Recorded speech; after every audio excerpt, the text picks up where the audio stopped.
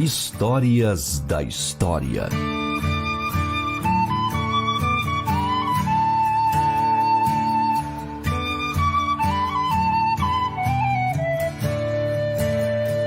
Nós estamos aqui no Rio de Janeiro, a cidade maravilhosa, junto aqui à Praça da República. A alguns metros daqui, em 1889, foi proclamada a nossa República. E nesta casa onde nós estamos, com esses três arcos que aqui estão, nascia a Igreja Presbiteriana do Brasil. Esta foi a nossa primeira casa. Em 1860, havia aqui nesse primeiro piso uma cervejaria. Acima, o nosso salão de cultos. Mais acima, a nossa primeira casa de profetas, nosso primeiro seminário. Mais acima, havia uma residência. A poucos metros daqui, coisa de 600 metros, na rua Silva Jardim, nós temos hoje aquela que é a nossa igreja-mãe, a Igreja Presbiteriana do Rio de Janeiro. Histórias da História.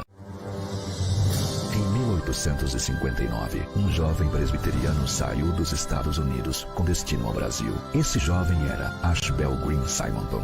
Do seu ideal missionário, nascia a primeira igreja presbiteriana no Brasil. Hoje, somos mais de 1 milhão de brasileiros que comungam da mesma fé de Simonton. Igreja Presbiteriana, desde 1859, transformando vidas com a palavra de Deus. Meu nome é Maristela Pugsley Werner, eu tenho 54 anos e nasci na Igreja Presbiteriana do Brasil. Desde pequena fui criada pelos meus pais e levada à igreja, e isso ajudou a formar o meu caráter como pessoa e como mãe. Eu sou Natilze Araújo, da Igreja Presbiteriana da Bahia. Nesta igreja conheci o meu amor, namoramos, noivamos e casamos. Eu sou Rafael Coimbra, tenho 6 anos de idade e já sou presidente da CP. Meu nome é Paola Reis, sou aqui da Igreja Presbiteriana de Pinheiros e eu amo essa igreja porque aqui eu tenho uma grande família. Olá, eu sou o Carlos Alberto Pinheiro. Oi, eu sou a Daniela Banks Pinheiro. E esta é a Sabrina e o Guilherme. Somos uma família da Igreja Presbiteriana de Curitiba, onde pudemos, pela graça de Deus, conhecer o Senhor Jesus desde a tenridade e formar a nossa família, louvando ao Senhor através do seu Filho Jesus. Igreja Presbiteriana do Brasil.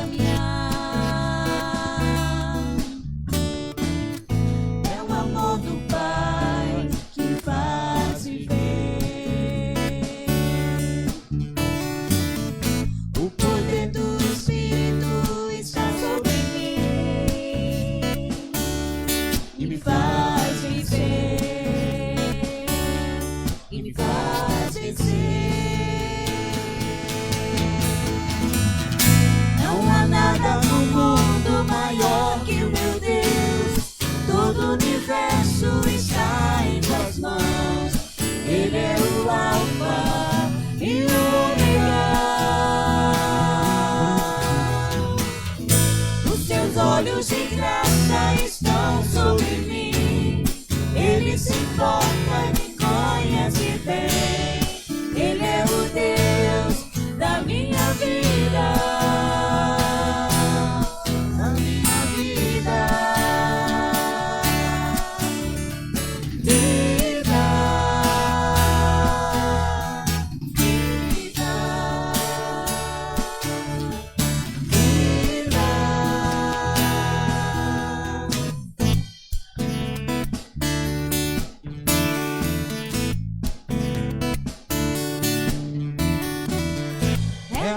De Jesus que me faz caminhar,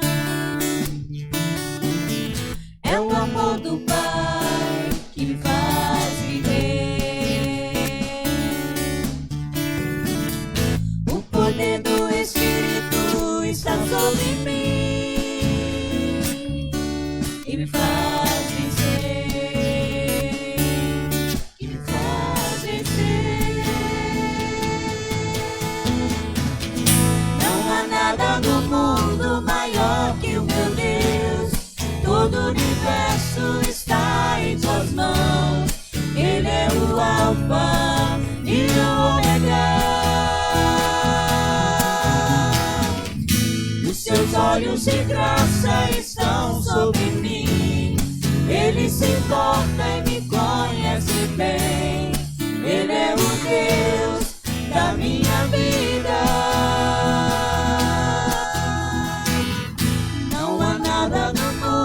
Maior que o meu Deus, todo o universo está em suas mãos. Ele é o Alfa e o Ômega. Os seus olhos de graça estão sobre mim. Ele se importa e me conhece bem.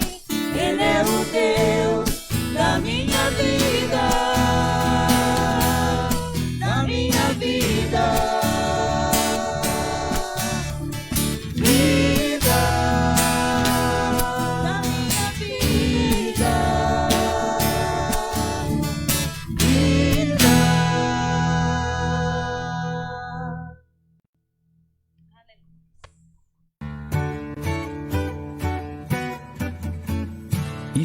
Ele é o Deus da nossa vida. E nós vamos continuar esse culto de adoração a Deus, agradecendo a Deus. Ele é o Deus que sustenta a nossa vida. Nossos irmãos aí, o Sérgio, a Helena, Alci, Rose, sofreram um acidente hoje à tarde, né? Voltando aí de viagem, o carro bateu de frente numa curva e ninguém teve nada. Ó que benção. Nem o carro deles, nem o carro de lá. Lógico, o carro estragou, né? Mas como eles têm seguro, né, Tainá? E estavam seguros na vida, por um Deus que sustenta a nossa vida. Em meio a um tempo tão complicado e tão difícil, você toma um susto com a notícia dessa, não é assim? Mas ao mesmo tempo você dá glória a Deus, porque é Ele que sustenta a nossa vida, Ele sustenta a nossa história, Ele nos guarda, Ele nos protege. Ele é o Deus que sustenta tudo, sabe tudo a nosso respeito. Por isso nós vamos orar nesse instante, agradecer a Deus por esse sustento maravilhoso dele. Pai santo e querido, honrado, glorificado, exaltado, seja o teu santo e bendito nome, Deus. Porque é a graça do Senhor que nos faz caminhar. É o teu amor, ó Deus, que nos faz viver. É o poder do teu Espírito, ó Deus, que está sobre as nossas vidas, que nos sustenta. Que a cada dia a gente possa declarar, Deus, com ainda mais clareza, com mais entusiasmo, com mais emoção, desejo e vontade, na certeza que o Senhor é quem cuida da nossa vida, da nossa história, o Senhor quem nos sustenta. Louvado seja o teu nome pelo livramento do Senhor sobre a vida dos nossos irmãos, teus servos, servos fiéis ao Senhor, com vidas consagradas. Louvado seja o teu nome pelo livramento que o Senhor deu a eles, que o Senhor deu também, ó Deus, aos ocupantes do outro carro. Louvado seja o teu nome, ó Deus, porque o Senhor é aquele que nos guarda, é aquele que nos protege, é aquele que nos sustenta em todas as circunstâncias, é aquele que olha, Deus, para a nossa vida, no dia mau e olha também para a nossa vida e nos abençoa nos dias maravilhosos. Louvado, engrandecido e exaltado seja o teu nome, é em nome do Senhor Jesus que nós oramos. Amém, Senhor. Vamos continuar lendo a palavra de Deus. Livro dos Salmos, Salmo 95. Esse salmo que é um convite para o louvor, para a adoração, para a exaltação, para o engrandecimento do nome de Deus.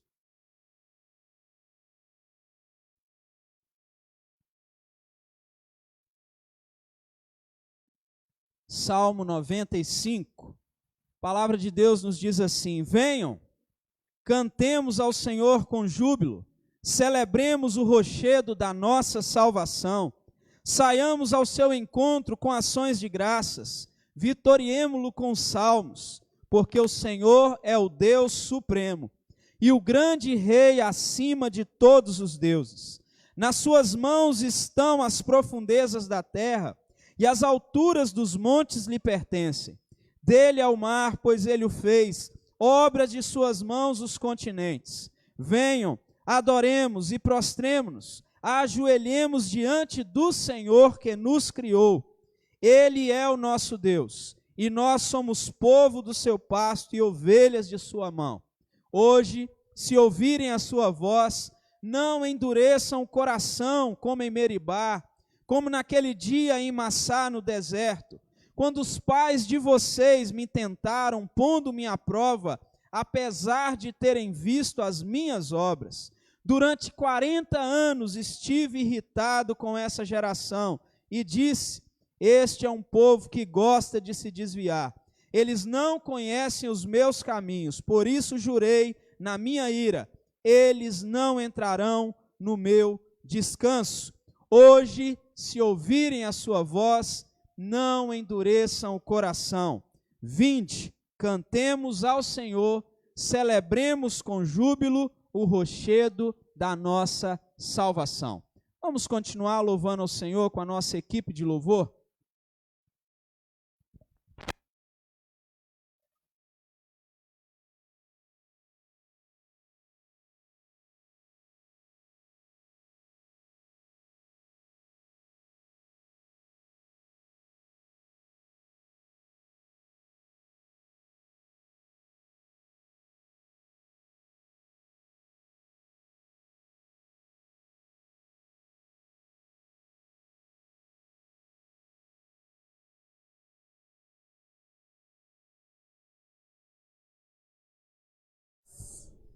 É muito bom estarmos aqui, né?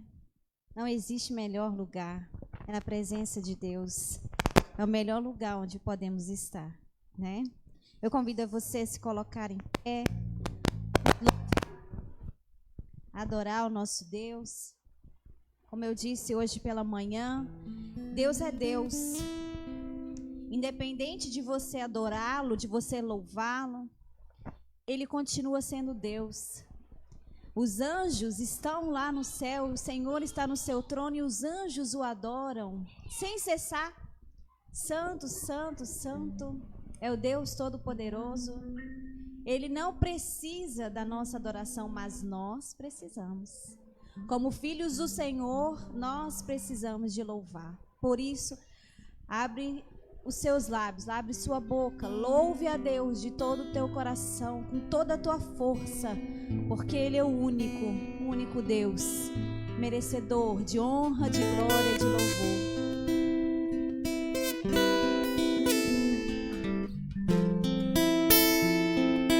Aleluia, nós te louvamos, Senhor.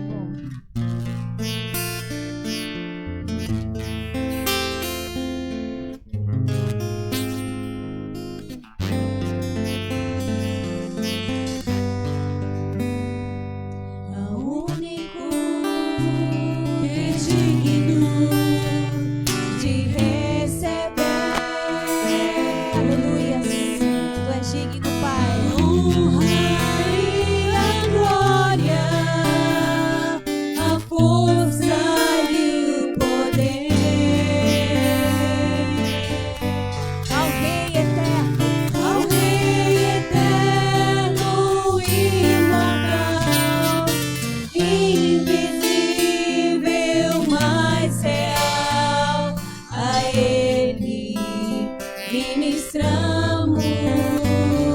louvor. Mais uma vez, ao único que é digno, ao único que é digno de receber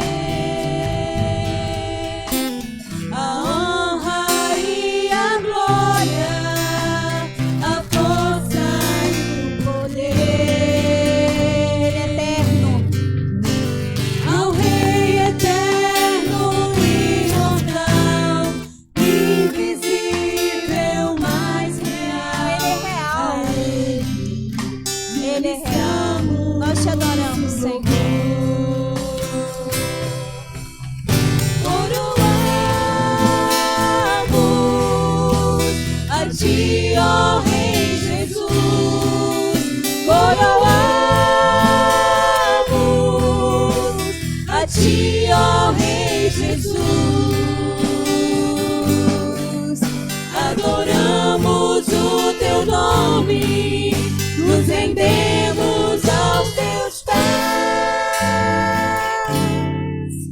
consagramos todo nosso ser a ti. Mais uma vez, coroamos, coroamos a ti, ó Rei Jesus. Tu és Deus, tu és Alfa, tu és o Ômega, tu és o princípio, tu és o fim. Todas as coisas estão sob teu controle. Nos rendemos a ti, Pai.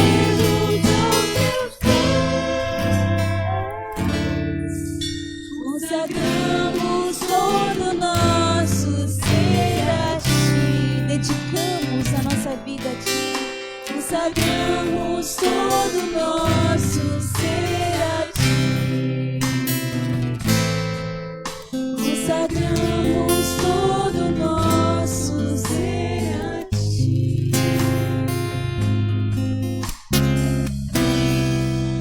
Aleluias. Oh Deus, nós te louvamos e te bendizemos. Aleluia.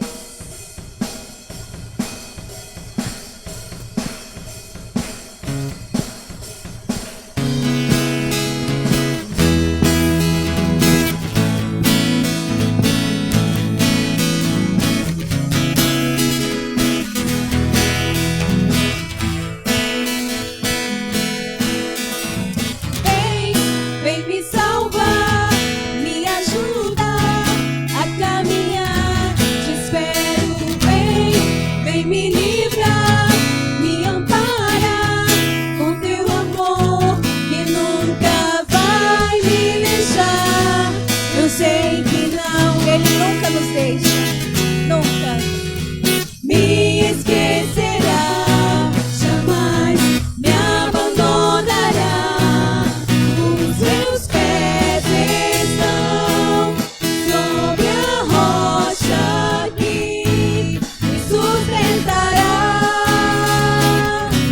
eternamente. É Ele que nos sustenta. Não vacilarei, sempre te honrarei. Confio em ti e sempre confiarei.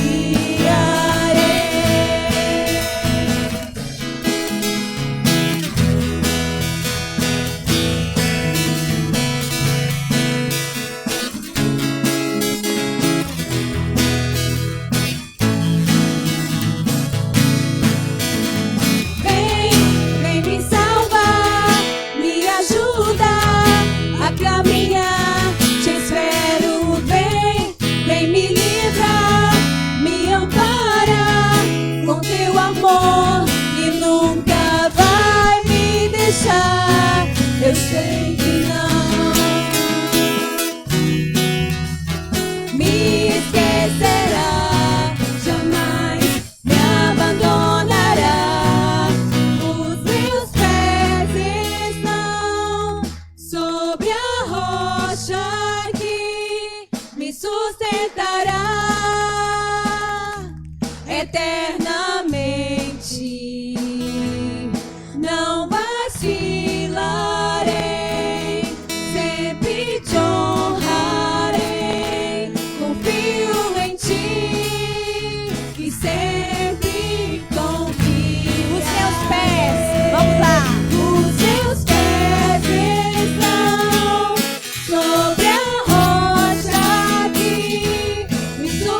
sustentará eternamente. Não vacilarei, sempre te honrarei. Confio em ti e sempre confiarei. Confio em ti e sempre confiarei. Confio em ti e sempre confiarei. Amém. Você realmente crê nisso? Você está sobre a rocha? Amém? Eu estou sobre a rocha, e por mais que as circunstâncias, que as tempestades surjam nas nossas vidas, nós estaremos firmes, porque é Ele quem nos sustenta, não somos nós. É o Senhor que nos sustenta. Então nós vamos cantar essa parte mais uma vez. E quando nós estivermos cantando essa parte, para o nosso cérebro assim bem gravar essa parte, essa letra, nós vamos fazer uma coreografia, ó. Os meus pés estão sobre a rocha. Cadê os pés? Não estão vendo. Me sustentará eternamente. Olha os pés. Não vacilarei, sempre te honrarei. Confio em ti e sempre confiarei. Aleluias. Obrigada, Senhor, porque é o Senhor que nos sustenta. Aleluias.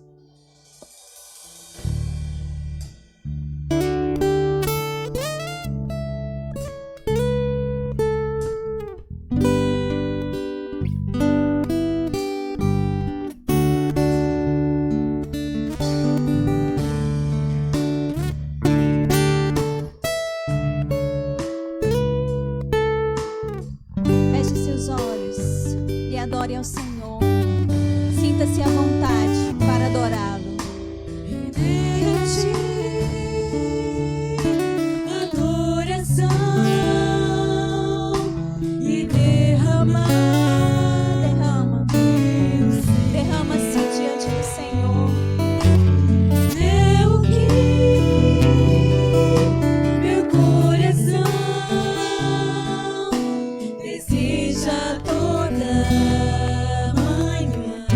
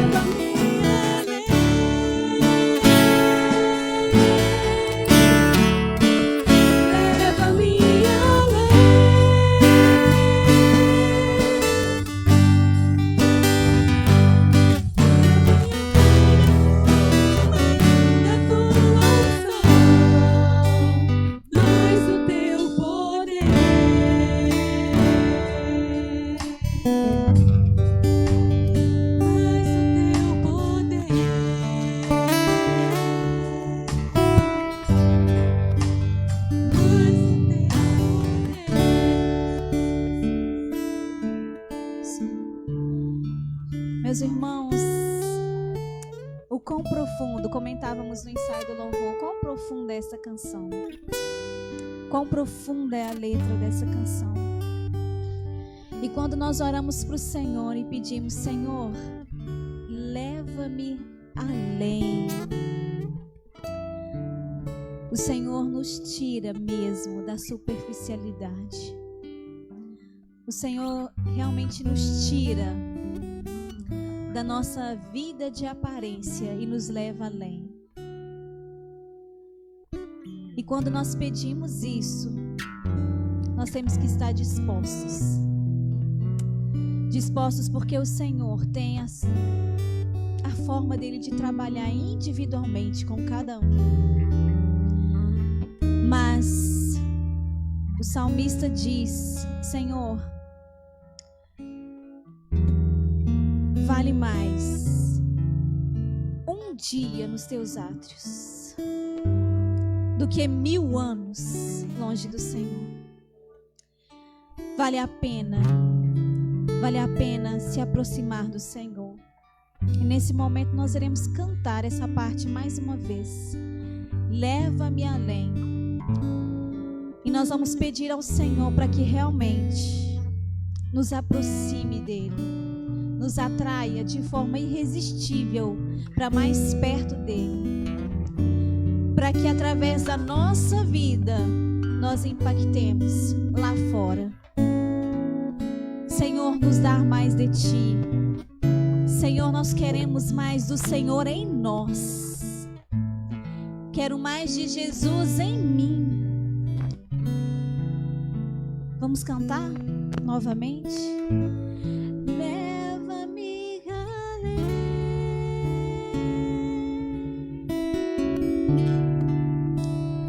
Leva-me além.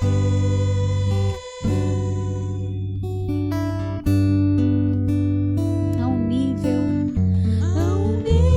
mais profundo de intimidade contigo.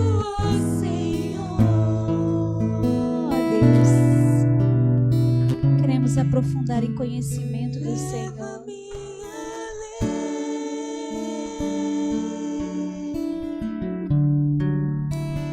Leva-me além.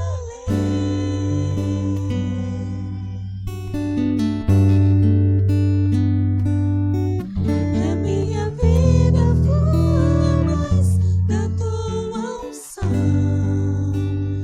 mais do teu poder.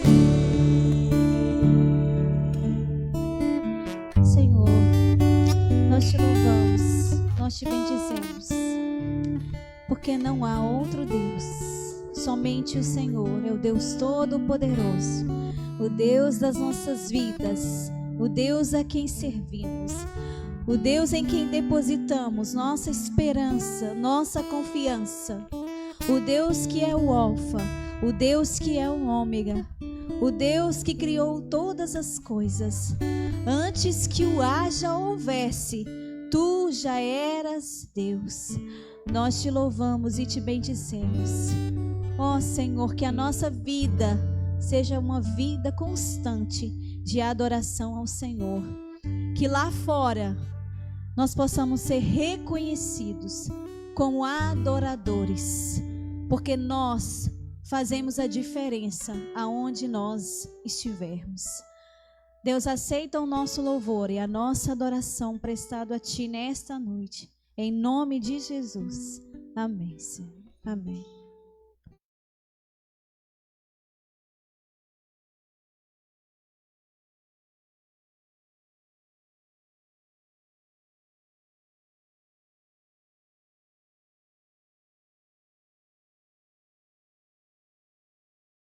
Leva-nos, Deus, além.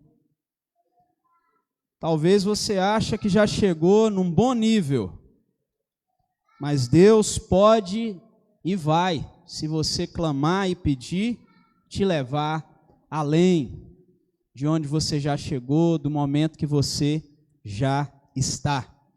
E hoje à noite nós vamos falar sobre consagração e vamos meditar um pouco sobre a vida ou parte da vida de José, lá em Gênesis 41.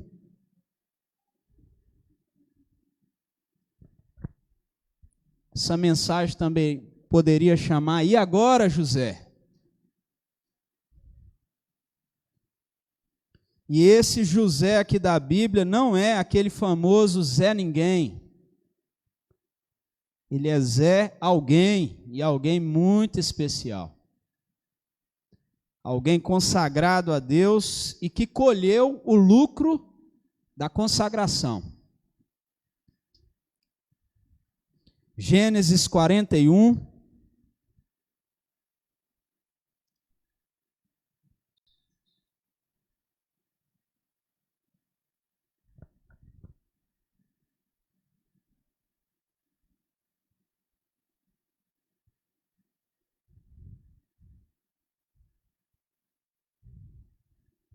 Versículo 25.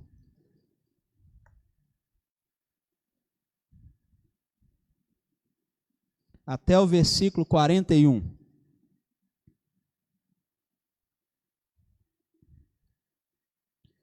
Gênesis 41, de 25 a 41, a palavra do nosso Deus nos diz assim: Então José respondeu: O sonho de Faraó é apenas um.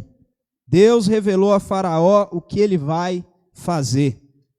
As 7 vacas boas serão 7 anos. As 7 espigas boas também 7 anos. O sonho é um só. As 7 vacas magras e feias que subiam após as primeiras serão 7 anos, bem como as 7 espigas mirradas e queimadas pelo vento serão 7 anos de fome. Esta é a palavra, como acabo de dizer a Faraó. Deus manifestou a Faraó o que ele vai fazer. Eis que vem 7 anos de grande abundância por toda a terra do Egito. Depois virão 7 anos de fome. Toda aquela abundância será esquecida na terra do Egito, e a fome consumirá a terra. E não será lembrada a abundância na terra, por causa da fome que seguirá, porque será gravíssima. O sonho de Faraó foi repetido, porque a coisa é estabelecida por Deus, e Deus se apressa em fazê-la. Agora, pois, Faraó devia escolher um homem ajuizado, sábio, encarregá-lo de dirigir a terra do Egito. Faraó devia fazer isto: pôr administradores sobre a terra e recolher a 5ª parte dos frutos da terra no Egito nos 7 anos de fartura. Esses administradores deviam ajuntar toda a colheita dos bons anos que virão, recolher cereal por ordem de Faraó para mantimento nas cidades e guardá-lo em armazéns. Assim o mantimento servirá para abastecer a terra nos 7 anos de fome que haverá no Egito, para que a terra não seja destruída pela fome. O conselho agradou a Faraó e a todos os seus oficiais. Então Faraó perguntou aos seus oficiais: será que poderíamos achar alguém melhor do que José, um homem em quem está o Espírito de Deus? Depois Faraó disse a José: visto que Deus revelou tudo isto a você, não há ninguém tão ajuizado e sábio como você. Você será o administrador da minha casa, e todo o meu povo obedecerá a sua palavra. Somente no trono eu serei maior do que você. E Faraó disse mais a José: eis que eu constituo a autoridade sobre toda a terra do Egito. Meus irmãos, a história de José, se contada de forma bem resumida para nós, ela é muito simples de ser contada. Filho da mulher que Jacó mais amava, ele era também o filho mais apreciado pelo pai. A Bíblia nos conta que Jacó tinha um apreço especial e uma afinidade maior com José do que com os outros filhos. Nós não estamos falando aqui de amor maior, estamos falando de afinidade. Todo pai, toda mãe que tem mais de um filho tem afinidade mais com um do que com o outro, isso é natural. Porque aquele filho ou aquela filha gosta mais de um negócio que o pai e a mãe também gostam. Nós não estamos falando de amor diferente, estamos falando de afinidades Então as pessoas combinam mais. Alguns filhos vivem em guerra dentro de casa com os pais por causa disso. Você ama mais a ele. Não é questão de amor, é afinidade. Alguns pais não aceitam muito bem isso, mas querendo ou não aceitar, é assim a vida como ela é. Alguns têm mais afinidade. Mas a Bíblia nos conta que Jacó não era só afinidade, era amor mesmo, porque José era filho da mulher que ele mais amava. Então ele exercia um cuidado com José diferenciado, de dar túnica mais bonita, de dar um cuidado especial para ele. Os irmãos tinham ciúme, inveja de José por isso. Além disso, José era o responsável por trazer para o pai as notícias dos irmãos quando estavam no campo, e nem sempre as notícias eram boas. Filhos mais novos ou a rapinha do tacho são tidos como filhos dedo duro, que entregam o que os irmãos estão fazendo de errado. Alguns fazem isso esperando ter mais apreço dos pais. Não sei se José fazia isso com esta intenção. A Bíblia também nos diz que José, ele tinha ou era odiado pelos irmãos, a tal ponto dos irmãos planejarem pegar José e acabar com a própria vida dele. Mas o irmão mais velho interferiu na situação, ou entrou no meio daquela situação, pediu que aquilo não acontecesse, porque ele seria culpado. Os irmãos jogam José num poço, e você já conhece a história. Vem um grupo passando por aquele lugar, eles resolvem vendê-lo, vendem ele. José é vendido então para aquele grupo que passa, e depois ele é vendido de novo lá no Egito, para a casa de Potifar. Lá na casa de Potifar, ele se torna o mordomo da casa, mas a mulher de Potifar deseja deitar-se com ele, para ter prazer com ele. Ele rejeita aquilo, porque ele diz, eu não pecaria contra o meu Deus. Aquela mulher o acusa, então, de ter tentado algo com ela sem a autorização dela. José, então, é preso. Ao que parece, Potifar tinha um apreço especial por ele, de outra sorte o teria matado, e Deus tinha um plano. Ele então vai para a prisão. Lá na prisão ele se torna servo do carcereiro da prisão, de quem tomava conta da prisão, de modo que ele era como se fosse um agente penitenciário. Ele cuidava daquele lugar, mas não fugia. Quando ele estava ali, você lembra bem talvez da história, copeiro-chefe e padeiro-chefe foram presos, e eles tiveram um sonho, estavam perturbados por aquele sonho. José então vê que eles estão perturbados, fala com eles, é Deus quem revela sonhos, conta para eles qual é o resultado dos sonhos e diz para o copeiro-chefe, não se esqueça de mim. Mas passou 1 mês, 2, 3, 4, 5, 6, 7, 8, 9, 10, 11, 12, 1 ano e meio e nada. 2 anos depois, diz as Escrituras, quando Faraó teve um sonho, o que acontece é que o copeiro-chefe lembra-se de José. Isso porque os sábios do Egito, os magos do Egito, nenhum deles conseguiu revelar ou dizer a Faraó qual era a revelação daquele sonho. O copeiro então se lembra, fala, olha, tem um jovem hebreu, está preso. Ele revelou o nosso sonho, do jeito que ele falou aconteceu, ele interpretou o nosso sonho. Então, José é chamado, passa por um tratamento especial como dia de noivo, né? Barba feita, cabelo cortado, roupa nova, banho tomado, para ir diante de Faraó, e ele então chega diante de Faraó, e ele já começa a tranquilizar o coração de Faraó com 2 palavras que a gente leu aqui. Primeiro, ele fala com Faraó, olha, é Deus que revela os sonhos. Não sou eu. José reconhece de quem é o mérito, no dom que ele tem, na qualidade que ele tem. E esse é um primeiro aprendizado que a gente vê nesse texto da vida de José. O que você carrega de qualidade, de dom, de talento, veio de Deus. É Ele que dá. É Ele que te garante. Então os méritos são deles. José então começa por aí, dizendo, é Deus que dá as revelações, é Deus que faz. Segunda tranquilizada que ele dá para o coração de Faraó, ele diz assim, o sonho, na verdade, é um só. Ufa! Você já sonhou ou teve um pesadelo repetido ou 2 vezes na mesma noite? Você dormiu, teve um pesadelo, de repente acordou, foi dormir de novo, pesadelo de novo. Você ficaria mais tranquilo se alguém falasse, é um negócio só, não são 2. Faraó então ouve atentamente. José diz o seguinte, as vacas gordas, as espigas gordas, né, bonitas, são 7 anos de fartura. Olha que notícia boa, hein? Você já imaginou alguém chegar para você e falar assim, Diácono Neto, vai vir 7 anos de abundância na sua casa. Mas vai vir assim, coisa boa. Você vai se tornar um dos mais bem abastados de Governador Valadares. Amém? A Tainá fala amém, glória a Deus, em nome de Jesus, venha, né? 7 anos de bênção aqui no Egito. 7 anos de fartura.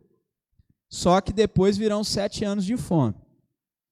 E sabe qual que é a má notícia? Pior do que a fome? É ele dizer assim, os 7 anos de fartura serão esquecidos.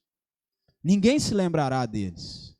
Tal vai ser o momento de crise, de dor, de angústia, de sofrimento, que ninguém vai lembrar do tempo bom. Então, às vezes, você ouve boas notícias, tão boas, que quando vem o tempo de crise, parece te fazer esquecer tudo de bom que vai acontecer. Tudo que aconteceu de bom parece que fica esquecido, porque a dor, a crise, a tristeza, a angústia é muito grande. Talvez não tenha sido assim durante esse ano de 2020 para muitos de nós. E eu não estou falando só por causa da pandemia, por causa das más notícias, daquilo que chega à nossa casa, à nossa família, por causa da área financeira de muita gente que foi abalada, tanta empresa que fechou, tanta gente que faliu.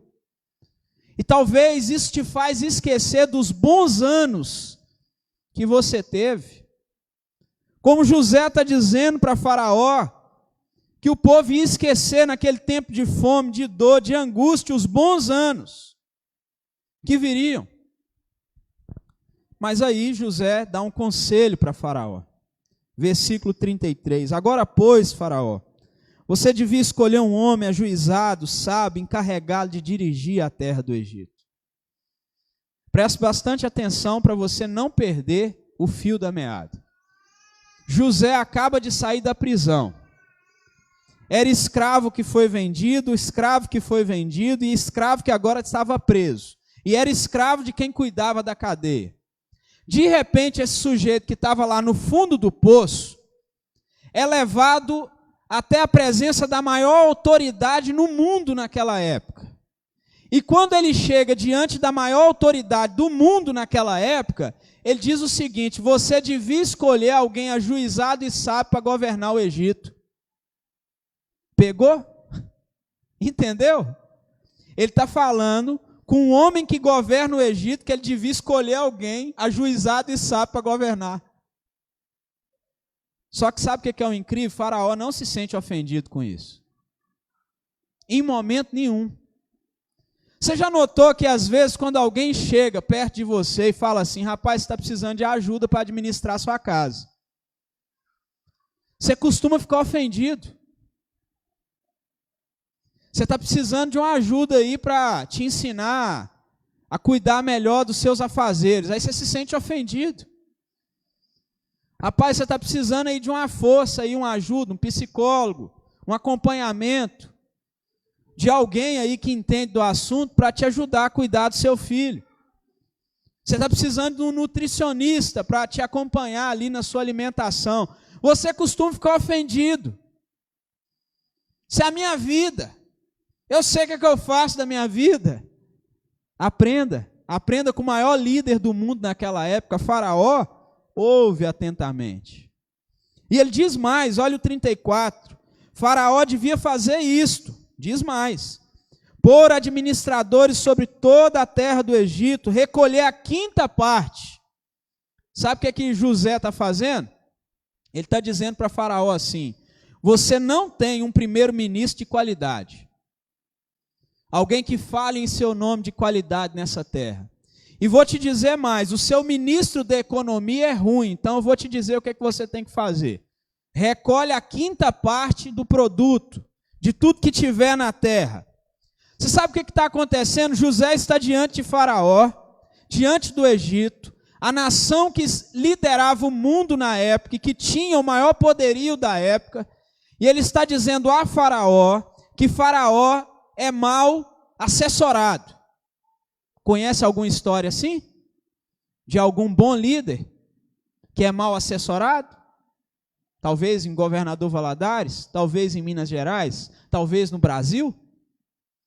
Às vezes bons líderes, mal assessorados, caem porque aqueles que estão ao seu redor são ruins, péssimos.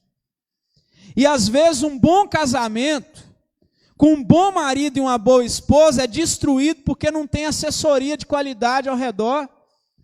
Tem só gente que dá conselho errado. Tem só gente que indica o caminho errado. Às vezes a sua vida não progride, porque quem te assessora, quem está do seu lado, quem te dá conselho, só te aponta o caminho da destruição. Nunca diz ou fala com você um caminho que vem da palavra de Deus. Mas aqui está José, e eu vou dizer para você e insistir com isso. Todo mundo precisa de um José ao lado dele. O Brasil está precisando de José do lado do Brasil.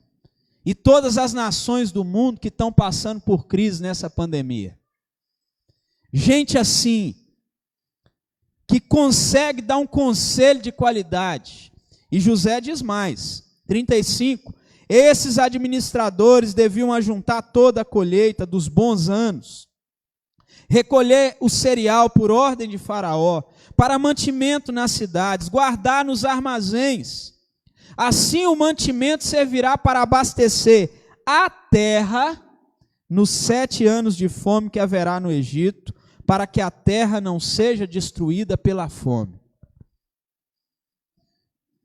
José, usado por Deus, não só interpreta sonhos, ele dá conselhos, ele mostra soluções. Quando você tem alguém que te aconselha de forma ideal e adequada, gente que mostra a direção certa, gente que te ajuda da forma certa, quando você é bem assessorado, como o Faraó estava sendo, esta pessoa mostra qual é o problema e mostra qual é a solução. Será que você não está precisando ser melhor assessorado nesse tempo que a gente está vivendo de pandemia? De angústia, de dor, de tristeza, de dificuldades financeiras? Será que você gastaria, como gastou, a ajuda do Volver Covid, que até pouco tempo era de R$600, será que você gastaria da forma que gastou se tivesse uma boa assessoria do seu lado? Será que você não teria pessoas que quando você virasse assim, falasse assim, recebi minha ajuda, vamos fazer um churrasco lá em casa? Será que você não teria alguém que falaria assim, guarda, você já tem um trabalho aí que você está ganhando seu dinheiro, guarda, pode ser que lá para o fim do ano, né, o arroz vai ficar mais caro. Lembra? Eu e o Arthur já conversamos sobre isso no início da pandemia. Nós falamos assim, até o fim do ano, muitos produtos da cesta básica estarão lá no topo. E quem souber administrar, não vai encontrar dificuldade. Ter boa assessoria do nosso lado. Gente que pode nos indicar o caminho certo. Gente que vai dizer para você, olha, não é hora de você fazer aventura não. Não é hora de você comprar isso não. Não é hora de você trocar de carro não. Não é hora de você vender tal coisa. Assessoria boa. E aqui está José, assessorando a maior nação da época. E olha o 37. O conselho agradou a Faraó e a todos os seus oficiais. Preste bastante atenção. O conselho agradou a Faraó e a todos os seus oficiais. O ministro da Justiça estava lá. O da Economia também. O da Segurança. Estava todo mundo lá e disse, sabe o quê? Gostei desse menino. É disso que a gente precisava. Alguém que assessorasse a gente dessa forma. O conselho agradou a Faraó e a todos os seus oficiais. Olha o 38. Então Faraó perguntou aos seus oficiais. Eu fico imaginando aquele grupo de Faraó sentado ali, no seu trono, na sua cadeira especial, seus oficiais ao redor, e depois que José deu aquele conselho, todo mundo olhando um para o outro, fazendo. Sabe quando você combina com o outro no olhar? Fala assim, rapaz, e aí? Faraó então pergunta, será?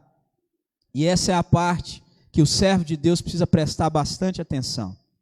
Será, versículo 38, que poderíamos achar alguém melhor do que José, vírgula, que agora o português aqui faz diferença, ó, a vírgula.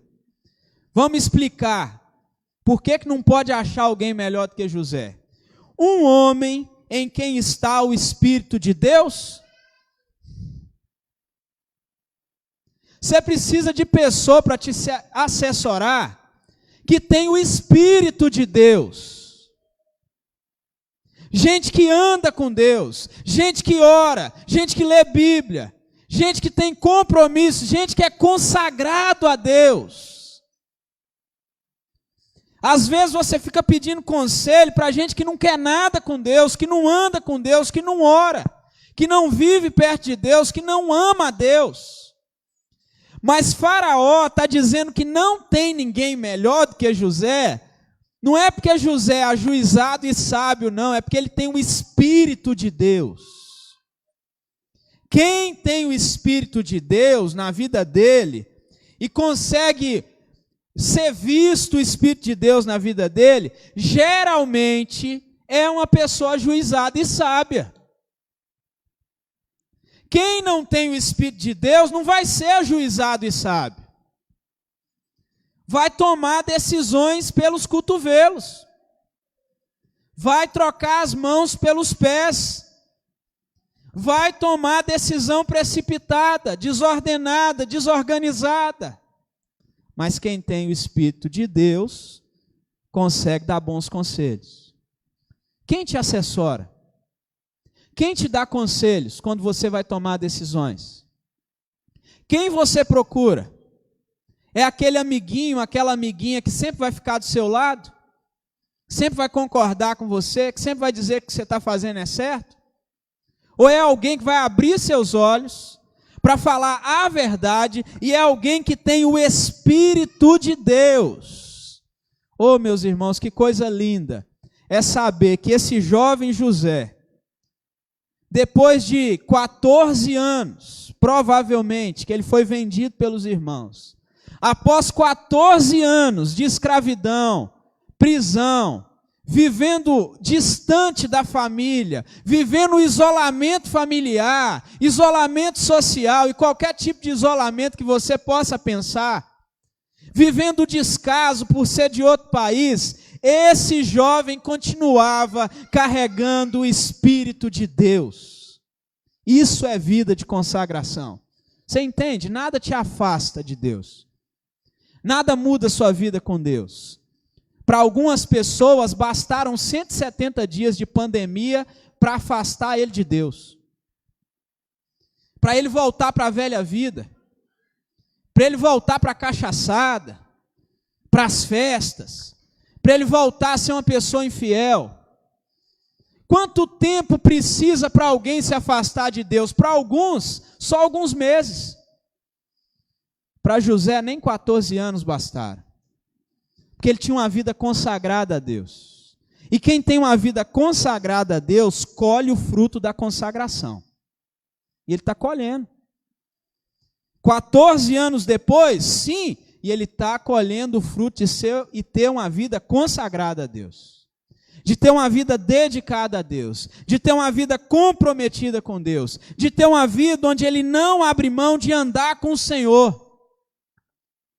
Que não abre mão de servir a Deus. Seja na prisão, seja como escravo na casa de alguém, seja vendido pelos irmãos, ele não abriu mão de uma vida consagrada a Deus, de uma vida de testemunho, de uma vida que carrega o Espírito de Deus.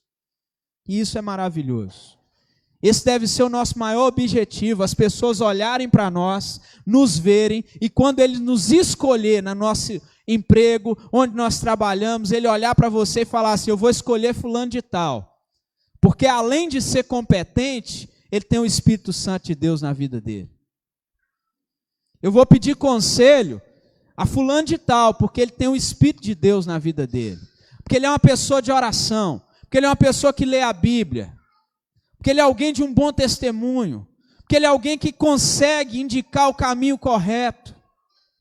E aqui Faraó diz mais, visto que Deus revelou tudo isto a você, não há ninguém tão ajuizado e sábio como você.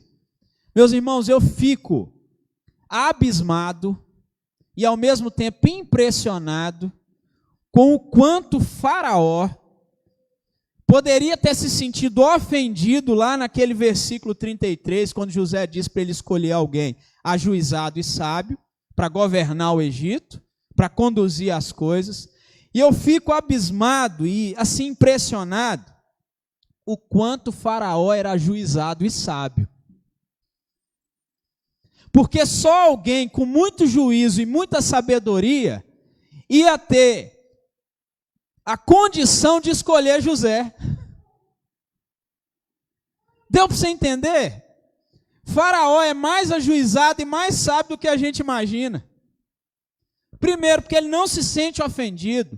Segundo, porque ele aceita, agrada daquele conselho. Terceiro, porque ele escolhe aquele rapaz dizendo o seguinte, e olha que posição linda para mim de Faraó. Você será esse homem, porque não tem ninguém tão ajuizado e sábio como você. Sabe o que Faraó está dizendo? Nem eu sou tão ajuizado e sábio como você. É você que vai conduzir as coisas.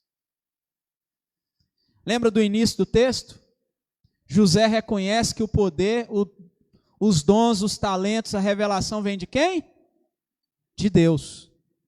E agora Faraó reconhece que José pode estar num patamar mais alto que ele, de juízo e de sabedoria. E nem por isso Faraó perde a sua autoridade. E diz mais, olha o que Faraó diz no versículo 40, você será o administrador da minha casa. Deu para entender? José diz assim, você precisa de alguém para administrar o Egito nesse tempo. Para estar à frente do Egito nesse tempo.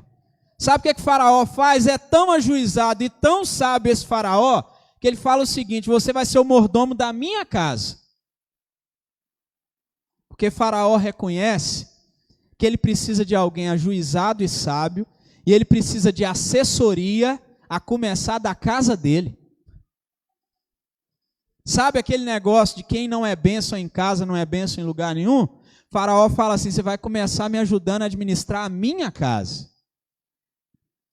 Às vezes a pessoa que você quer para te assessorar, para te abençoar nos seus negócios, para você ter lucro, você precisa pedir essa pessoa para te assessorar primeiro na administração da sua casa. Porque a boa administração dos nossos recursos começa dentro de casa.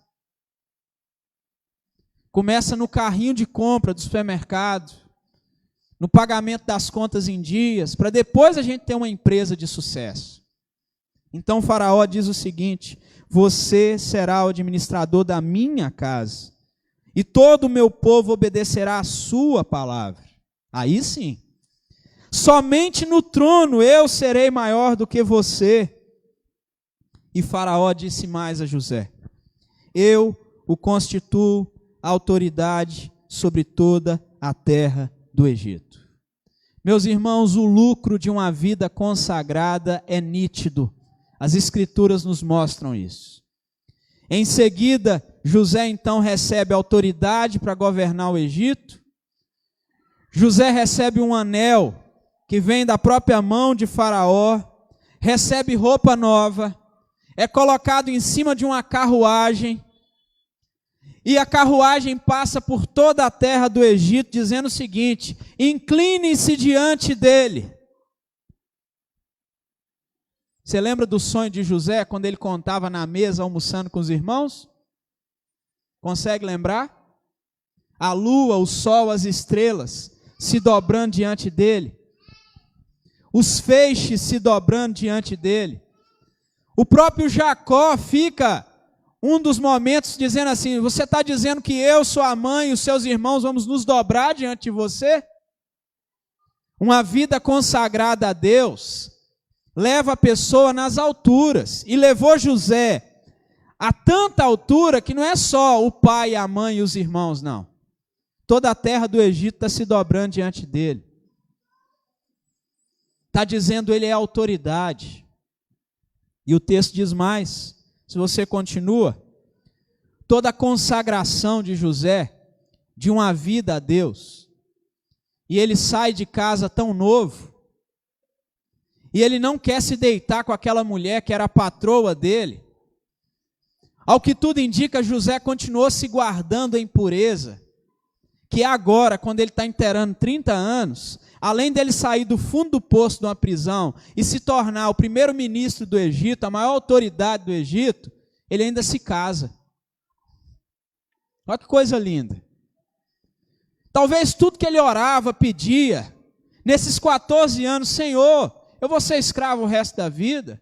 Senhor, será que eu não vou casar, eu não vou ter família, não vou ter filho?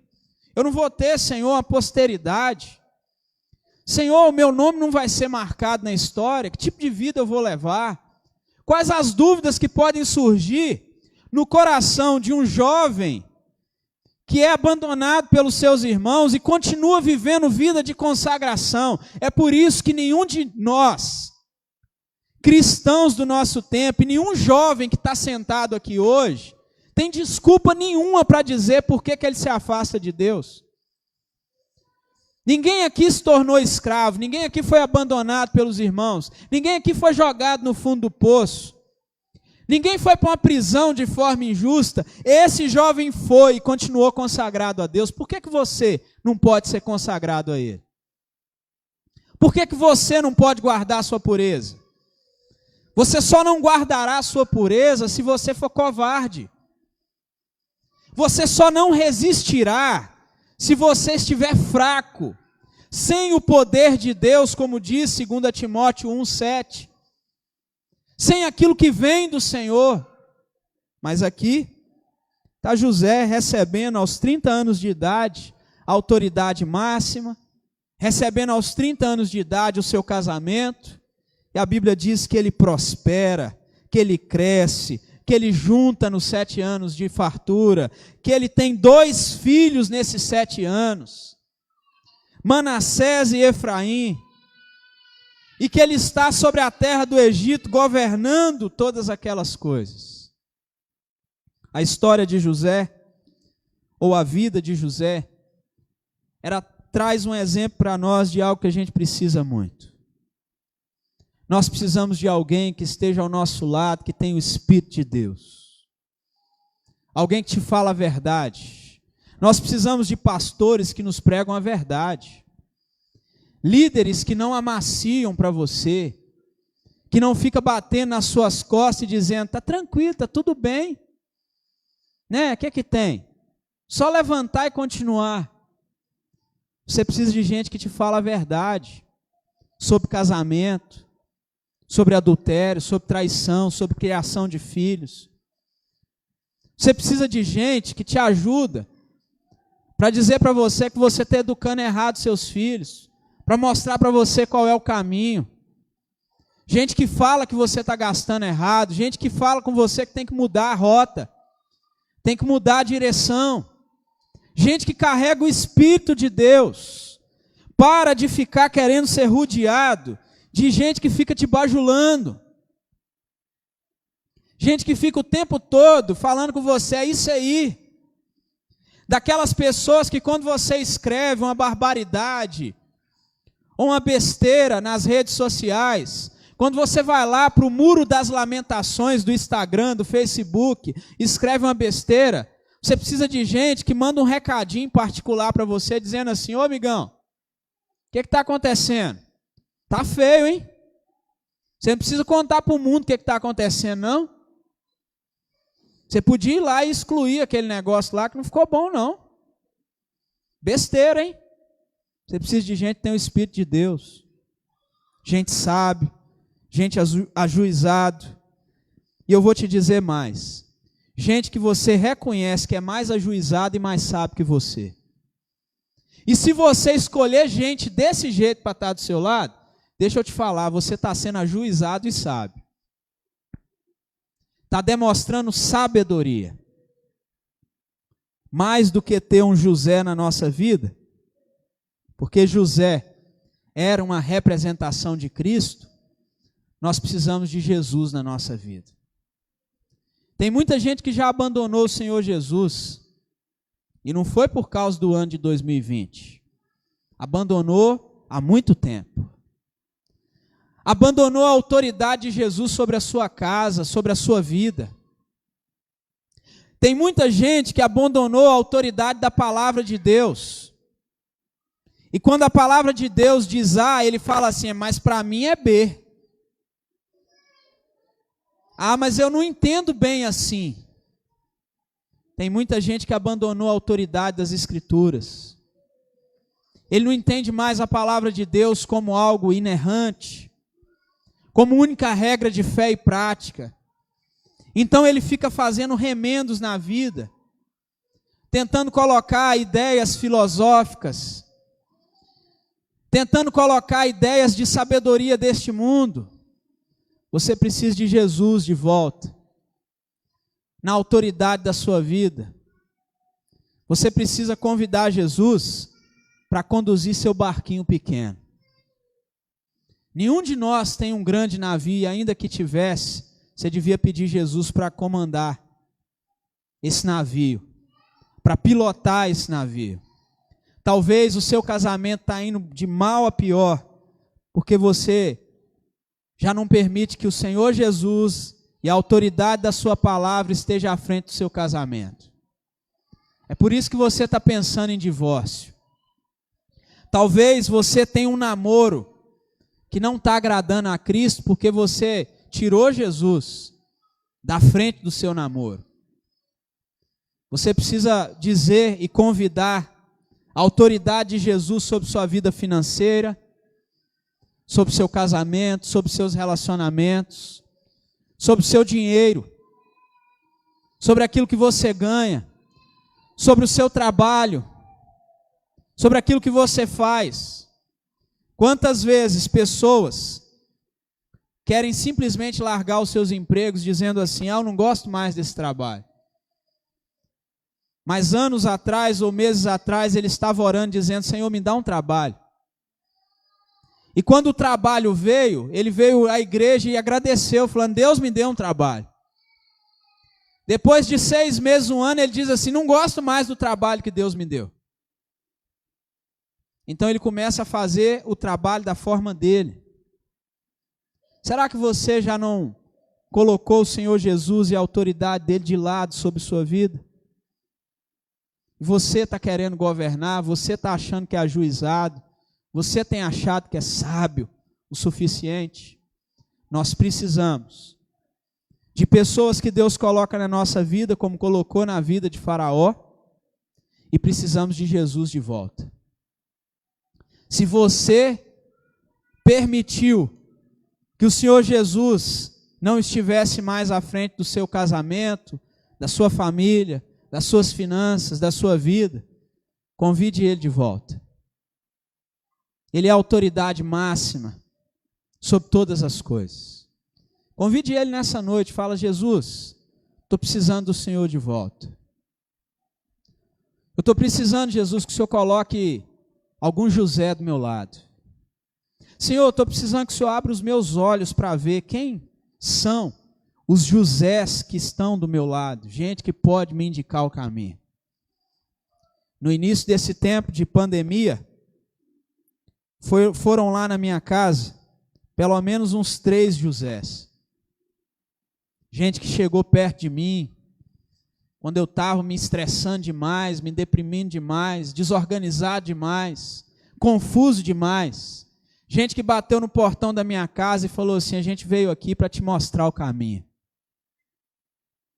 E quando eu abaixei minha cabeça para entender que era Deus que estava mandando, e eu ouvi, e eu entendi, as coisas se reorganizaram. A minha vida voltou para a rota certa. A angústia foi embora, a depressão foi embora, a tristeza foi embora, a dor foi embora, o desespero foi embora.